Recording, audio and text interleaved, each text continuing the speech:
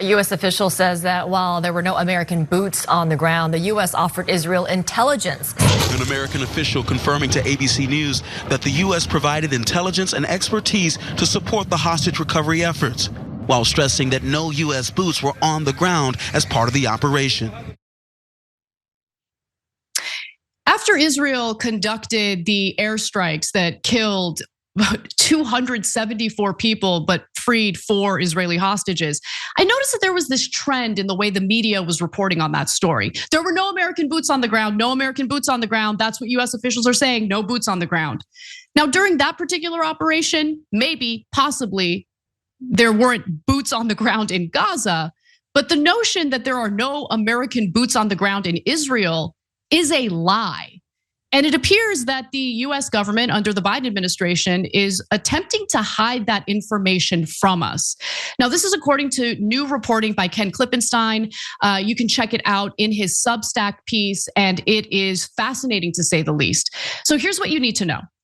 Every 6 months, the White House is required to submit a war powers report to Congress. Now, the whole point of that war powers report is to inform Americans where US troops are deployed. Now, interestingly enough, last Friday, the White House submitted one of those biannual war powers reports. And there was something really interesting missing from that report, okay? The report did not mention any US military presence in Israel whatsoever. Fascinating, why is that? Now, it's not true that there are no US military individuals in Israel, that there are no boots on the ground in Israel. In fact, Klippenstein reports that the US has maintained military facilities in Israel for literally decades. And there's actually voluminous evidence to prove that. One of them is called the 13th Missile Defense Battery. It's an air and missile defense station that's been in place in Israel since 2016. In fact, it was actually established during the Obama administration and was meant to basically coordinate with Israel in thwarting an Iranian long-range missile attack. I believe this was part of the negotiations that Obama engaged in with Netanyahu to kind of ease the tensions following the Iran nuclear deal. Netanyahu was not happy with the Iran nuclear deal because he would rather go to war with Iran. Wait, let me clarify. He would rather have the United States go to war with Iran on his behalf. And so the Iran nuclear deal would kind of prevent that from happening. And so he moved the goalposts and said, well, it's great that you guys are dealing with the whole developing nuclear weapons thing, but we're actually very concerned about missiles coming from Iran as well. And so this was probably part of Obama's efforts in easing his, the tensions that he was feeling with Netanyahu over that issue. Pausing here to deliver some honest truth as we do in our news coverage as well. TYT is facing challenges, guys, as the entire industry is. You know who could make the difference? You. If you hit the join button below, it's gonna make all the difference and keep us in business. We appreciate you, thank you. Now, the United States hasn't exactly done a great job keeping all of this secret either. So Secretary of Defense Lloyd Austin shouted the troops deployed at the 13th out during a December 2023 post on X. We grabbed that for you. So in that post, he wrote, meet US Army First Lieutenant Alexander Andre Berry, 13th Missile Defense Battery military police officer. As an immigrant to the United States, he proudly serves in the US Army to give back to his country. And in that post, he also included a video of the individual that he was talking about.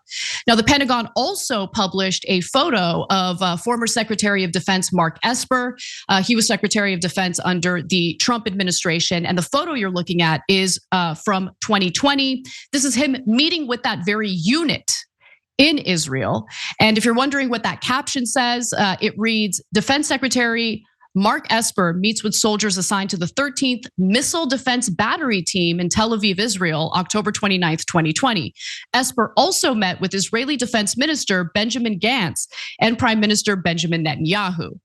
And then finally, the battery also has a Facebook and Instagram page and has even celebrated our Israeli Air Force partners and the 678th Air Defense Artillery Brigade command team.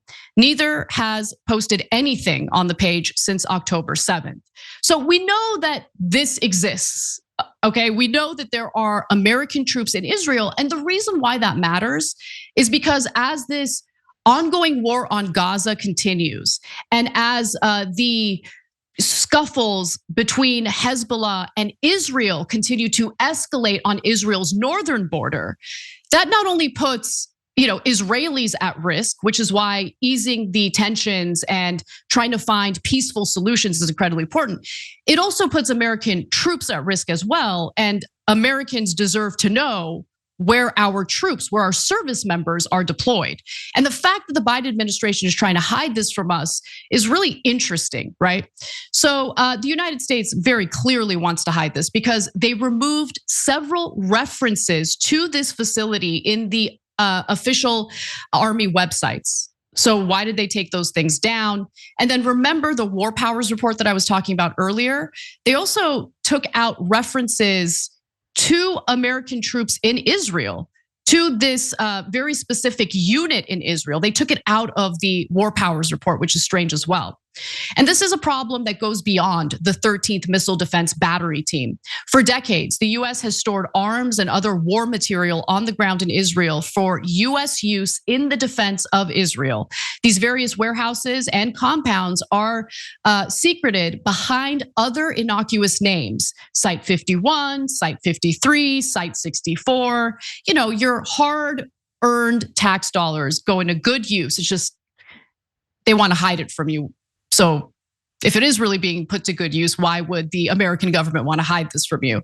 And the only reason the information is deliberately omitted in the congressional document seems to be because of the fact that they're trying to hide it from Americans. So what do I mean by that? As Klippenstein writes, no one in Congress has raised any issue about this, perhaps because it doesn't affect them. For as the War Powers report notes, a classified annex to this report provides further information that presumably includes Israel, information available to members of Congress, but not to ordinary people. By the way, this was information that was available to ordinary people previously, and now suddenly, during this war on Gaza, has been omitted from the report. So let's pivot real quick to the broader Middle East presence that service members have. So the presence of US troops in Israel is obviously pretty risky. It's risky for those service members, especially during this war between the IDF and Hamas. And it risks the lives of these people. We should know about what's going on. But that's not the only place in the Middle East where we have troops on the ground. And we've talked about some of these other examples in the past. For instance, the US has battled the Houthi rebels, the fighters who are targeting cargo ships in the Red Sea. We also built that floating aid pier, if you want to refer to it that way, off the coast of Gaza. It's running into even more problems now, more reports saying that there are all sorts of issues with that floating pier. There's also the troops that were already stationed in the Middle East. Today, in addition to its larger, longstanding bases in Qatar, Bahrain, and the United Arab Emirates, the United States has some 4,000 troops in Jordan, 2,500 in Iraq, and 900 in Syria. And the operations remain relatively modest, with no significant increase to the military's pre-October 7th presence on land. But after the events of October 7th, let's just say things changed a little bit. And that's another thing that I believe is not really being reported on. And thankfully, due to Ken Klippenstein, we have some great reporting on it. In Iraq and Syria, for instance, the Gaza conflict rekindled a long simmering campaign by Iranian proxy groups to inflict damage on US forces. The groups have launched more than 170 attacks on those forces since October 7th. On January 28th, a drone assault killed 3 US service members at Tower 22, a small support base in Jordan. So the conflict in the Middle East is already a massive tragedy, and the longer this war on Gaza goes on, the more it puts everyone in that region at risk, including the US service members who have been deployed there. And I believe that is the reason why the Biden administration is trying to erase any mention of US troops on the ground in Israel.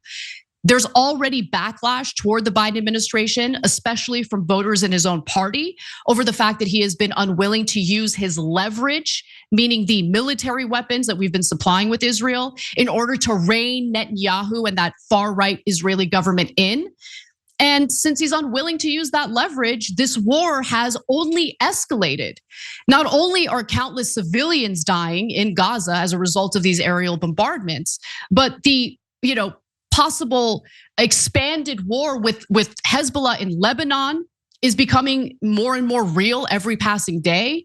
You also have, honestly, a very scary situation in which if things start to heat up again with Iran, if Israel goes to war with Iran, you think that the US won't be dragged into that war? We absolutely will be. So it's important to know about all the details about what we're doing with our service members, how this war is actually playing out. And more importantly, I think the American people deserve to know why it is that this information that was previously available to them is now suddenly being classified out of sight for US citizens. So there you have it. Definitely check out this report. It's Ken Klippenstein's incredible Substack. You should subscribe if you haven't already. Hey, thanks for watching that video. We really appreciate it, guys. And we appreciate it if you become members, because that allows us to be independent, honest, progressive, all the things that you don't get from corporate media. And all of that is because of you guys. Hit the join button below and become one of us. Become a young Turk.